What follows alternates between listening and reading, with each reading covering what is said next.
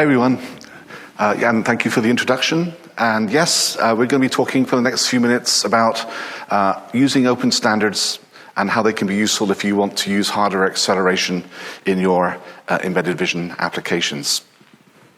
So I'm going to start with kind of the basics. Why do we need hardware acceleration for vision processing? Why are standards potentially useful for you, and just what is a standard anyway? And then we'll talk about the Khronos group, which is an open standards consortium focused on creating low-level hardware APIs.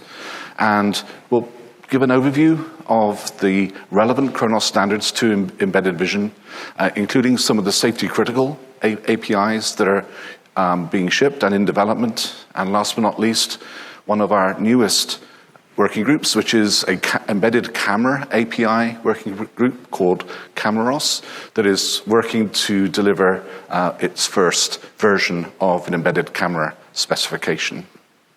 And last but not least, how to get involved if any of this is interesting to you.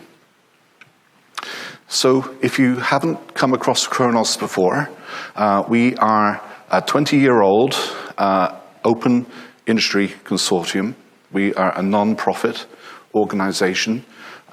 We have around 200 members that are globally spread around the world. All the different standards organizations, and there are many standards organizations in the industry, each of the organizations tends to have a specific focus and specific expertise. And Khronos' focus and expertise is developing very low-level APIs. We like to say Khronos connects software to silicon.